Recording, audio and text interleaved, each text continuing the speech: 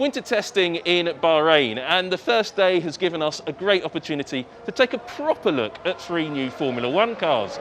The first of these, you have to use the word new advisedly. The Haas VF21 is really a very light development on last year's Haas VF20, and the team have done that on purpose. They want to focus all of their attention on next year's car. Despite this, we will take a slightly deeper look at the new Haas in a little while.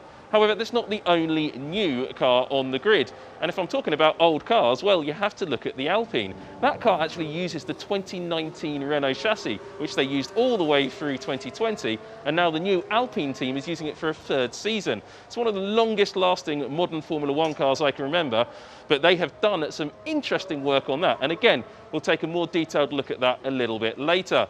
And finally, the last of the new cars that we've not seen so far is the Williams. Williams bought a new car and it looks a lot more developed than perhaps previous iterations have been, and that Mercedes powered car could be moving up through the field. Let's take a more detailed look though at some of the other interesting areas of development on all of the cars up and down the grid. The rear of the car is where all of the focus on technical development is going to be this year, particularly the section, the bit of floor between the front wheels and the rear wheels. And the further rearward you go, the more exciting that development becomes. And we've seen already some outlandish design solutions. You're seeing what I like to call a bunch of sticky uppy bits in the middle, or in AlphaTauri's case, a sticky outy bit.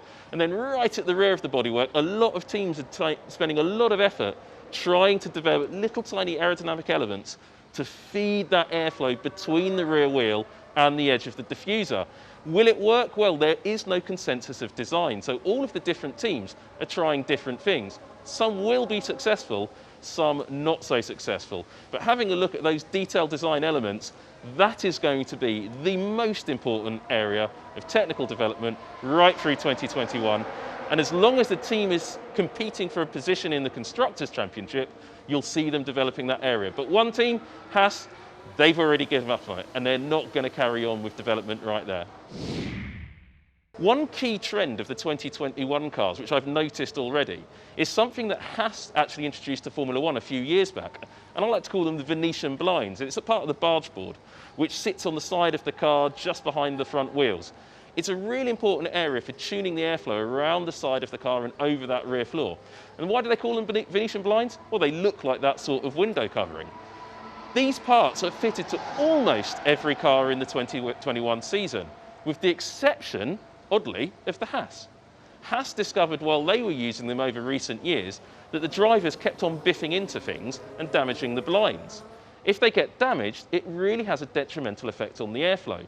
And so I think a lot of teams are going to start learning that the hard way once the racing season gets underway, because these parts are so sensitive to any sort of tyre debris or damage. That's going to be something that teams are going to struggle with all season long. One thing you can't fail to notice about a lot of the new cars is the teams have bought new noses. And the reason for that is that it's the very first part of the car to meet the airflow.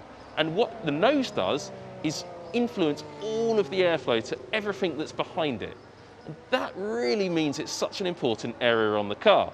Now, a lot of the changes have come on the sides and the underside of the noses. Ferrari have been quite clever. They've changed their nose shape without incurring a token spend. They didn't change the front impact structure. So that's all about the aerodynamic flow around the nose. McLaren last year, they introduced their new nose on that car, and it didn't really work for that car, but the 2021 specification version is what they really wanted it for.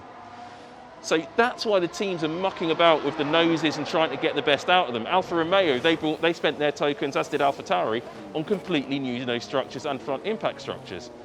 That really is one of the key development areas of this year. But remember, the teams can't just change the nose, they can only change the bodywork attached to it from now on, because it's a homologated part, no more tokens are available to spend unless your name's Haas. And the last area of the 2021 cars that I think is going to be a real development battleground this season are the front brake ducts. Almost every team has bought new front brake ducts with a very different shape, slightly wider upper sections and narrower lower sections, a bit like Mercedes had last year, but much larger. That's because they're not just using them to cool the brake disc and brake pads, they're actually using them for aerodynamic influence. That's a really important area, and being around the front wheels, it's a very difficult area to get right. Some of the teams have definitely got it wrong, but we're not quite sure who yet, but there's some real differences in this area. So keep an eye on that as the season goes on.